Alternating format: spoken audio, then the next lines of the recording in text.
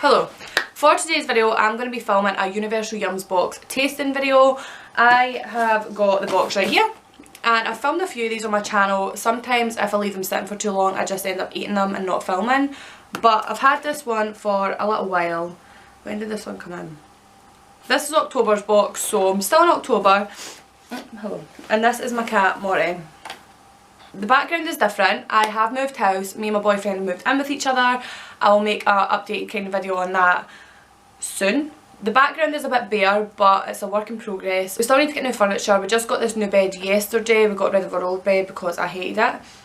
But for the time being, it'll be a bit bare. And I'm going to figure out where I'm going to film. It'll probably be in the room. There is a dressing table kind of thing over there, but for today's video I'm going to film on my bed. So as I've said, this is going to be a Universal Yums tasting video, and this box is from A Place Where the Hills Are Alive. So this is the Austria Box, and this is just what you get in the box. You get a decent amount and it's actually really good for the price. This is just the Yum box, I think, so you just get the bog standard amount in it, but for that every month from a different country is amazing. So I'm going to start with the first thing I see, and this is Kaylee's Original Paprika Chips. Paprika potato chips. Between 1867 and 1918, Austria was part of Austria-Hungary, an empire where the two countries shared power and spices. It was during this time that Austria became hooked on paprika, thanks to a man named Janos Kotanya. Raised in Szeged, Hungary, Kotanya, I'm terrible at these names. Kotanya dreamt of exploring the world and hoped to save enough money to do so by selling paprika. He grew his own red peppers, dried them and processed his secret spicy sweet blend in his very own mill. Then in 1887, Kotanya made a decision that would change his life forever. He moved the business to Vienna. Not only did he get to explore the bustling new city, but his paprika became an instant Austrian sensation, spicing up dishes across the country. Fast forward to modern day Austria, and Kotanya paprika is still considered the country's most iconic blend, which is why we had to bring you these flavourful chips. Absolutely bursting with Kotanya's sweet and spicy legacy. This yum is so delicious, we hope you're very Austria-Hungary. Right, I love paprika chips normally. I eat them a lot when I'm abroad because they're just amazing. So I'm just going to try them. Oh, they're like proper orange. That's when you know, well, hopefully that's when they're meant to be very flavourful.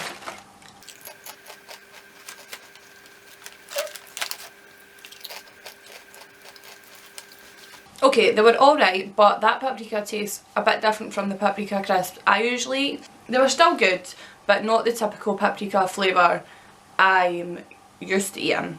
But for Kotanya's special blend, they were okay. Moving on to the next thing I see Kaylee's Original Snips. And they look like what we call monkey nuts. So let's read about this. Puffed corn peanut snack. When we came across this yum, we had a few questions. The first, why is there an American flag on the package? The answer takes us back 65 years.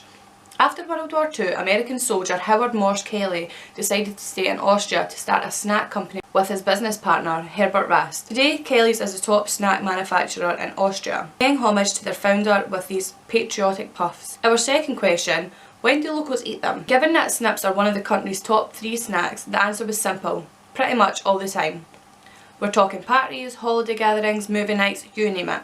That got us extra excited for our next question. What do they taste like? Dig in and you'll discover the unmistakably rich and savoury flavour of salty peanuts. You might even find yourself asking your own questions like, how did I eat these so fast? Right. Oh. Oh. They smell just like peanut butter. I love peanut butter. So much, so if I don't like these I will be very disappointed. That is just what they look like inside. Right, hopefully I like these. Hopefully.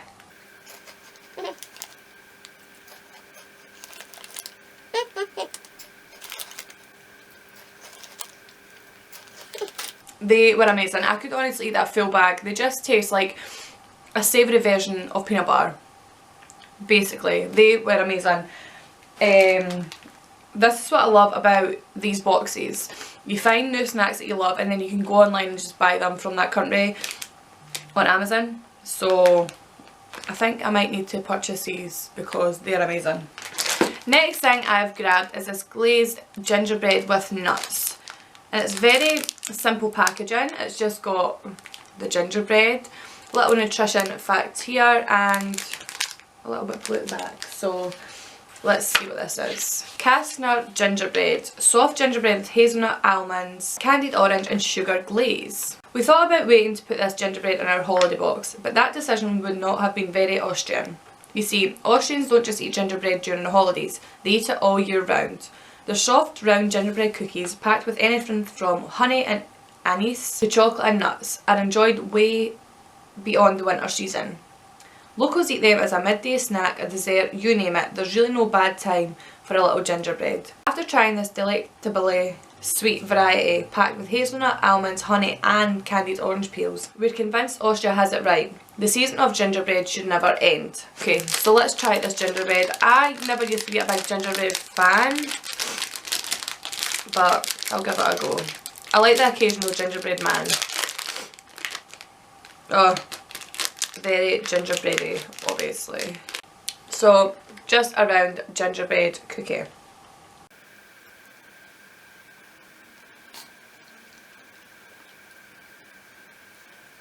That was actually really nice. It doesn't have the same consistency of gingerbread from the UK. It's really soft, and when you bit into it, it was like it had the edible sugar paper on it. And it was just really soft, and you can taste all the flavours that it's got in it. Usually if things have flavours in it, you don't always taste them all, but I definitely tasted the candied orange peels and the nuts and sugar and everything else. And it wasn't an overpowering gingerbread taste, what you can usually get when you eat gingerbread, but it was nice. Next we have a Nut Joe Hazelnut Waffle. Nut Joe Hazelnut Waffle. Hazelnut and chocolate cream filled wafer.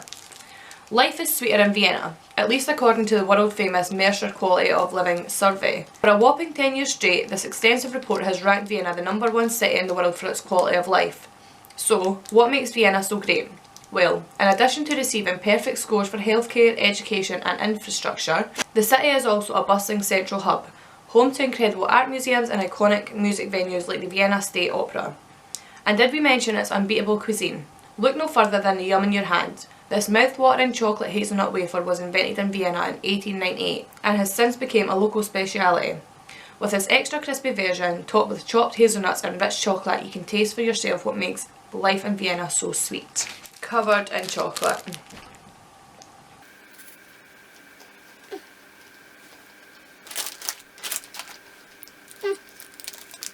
I love a good wafer, and that was a good wafer. Vienna is very sweet.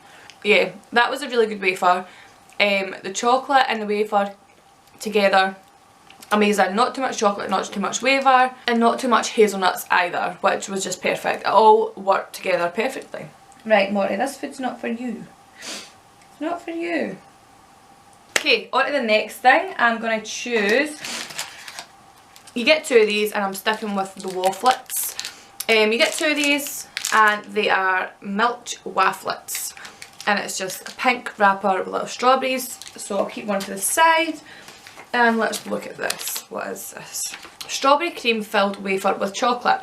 Pop quiz. In Austria, ananas is the word in particular fruit. Can you guess which? Nope, it's not bananas. Ananas actually refers to pineapple and strawberry. Let us explain.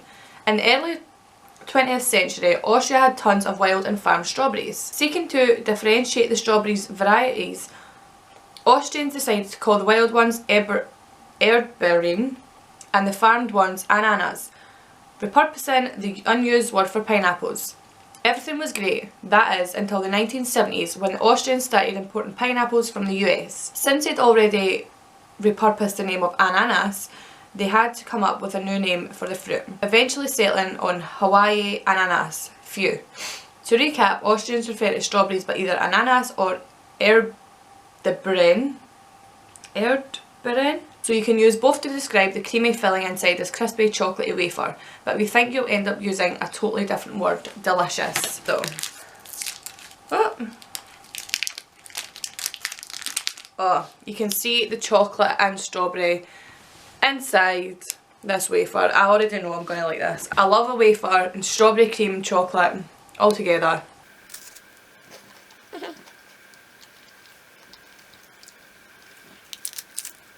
That was just amazing. I already knew I was going to love that because strawberry wafers I usually like anyway, and then strawberry and chocolate together, I love that. All of that combined was just amazing.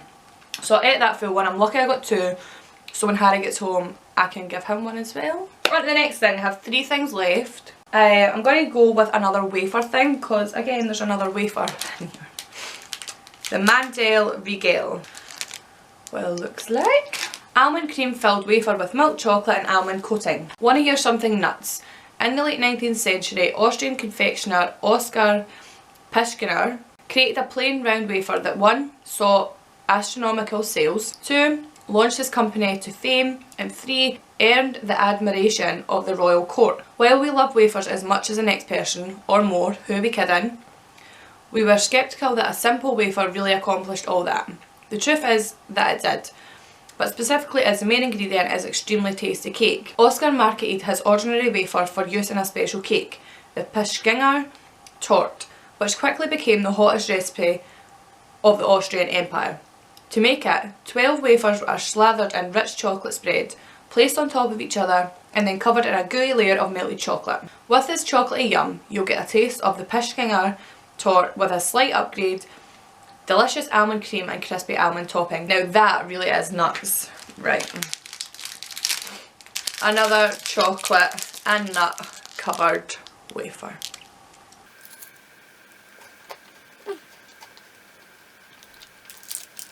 Now I really love the tasty almonds, and that was just amazing. I don't even know how to describe it. The almond flavour takes over, and then you've got the consistency of the chocolate in the wafer, and it's just a beautiful blend altogether. That's my favourite wafer thing in the box so far. 2 more things. I am going to take the Bobby. That's what it is. Quite funky packaging. Bobby caramel bar. Oh. Milk chocolate bar with caramel nougat and crispy wheat rice. Meet Count Bobby. That's the name of the dapper fella on the candy's wrapper, and the subject of Austria's favourite jokes. No one knows who first came up with the Count Bobby jokes, but they likely arose in the early 20th century as a way of poking fun at the Austrian elites. The jokes centre on Count Bobby, a bumbling aristocrat who's always missing the point. Take this one for example. Count Bobby reads that in Munich a pedestrian is struck by a car every hour.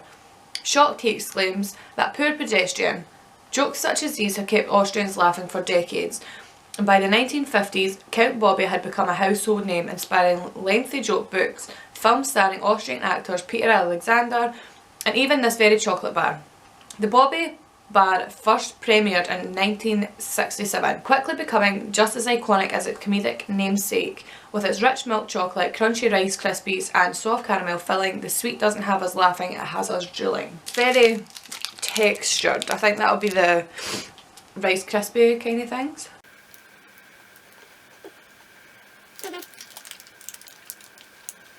It tastes similar to something we have here in the UK. I think it's a Lion Bar, or does a Lion Bar have nuts? It's not a Lion Bar. I can't remember the name of it, but it's like an orange bar. Well, orange packaging, and it has the Rice Krispies, the caramel and the chocolate. I thought it was going to be very hard on my teeth, but it wasn't. Very soft and amazing. On to the last thing in this box, and I kept this for last for a reason. It's called the Big Banana. In the UK we actually have things like this, but you get them in like corner shops and they're just in a box, not a wrapper, and they were like £5 when I was younger. I used to love them. So I'm going to read a bit about them to see if there's any similarities. Dark chocolate bar with banana mousse filling. Austria is totally bananas for bananas. Surprised? You should be. With the snow-capped Alps covering over 60% of Austria's land, the country isn't exactly equipped to grow tropical bananas. Nevertheless, there's Austria's second most popular fruit, right behind apples. You could say their second banana. To satisfy local demand, a whopping 107,229 tonnes of bananas are imported from the Dominican Republic every year. From there, the fruits are distributed to supermarkets or transformed into one of the country's most iconic treats, the Skoko banana. Readily available at convenience stores countrywide, these dark chocolate coated banana mousse sweets are the most popular and delicious way for locals to chow down on their favourite fruit. We predict you'll do just as the Austrians do when they try it. Go absolute bananas. Right, I'm going to see if there's any similarities to the ones we have here. To this one, they look the same. I think they're going to be the same. They feel the same. Smell the same.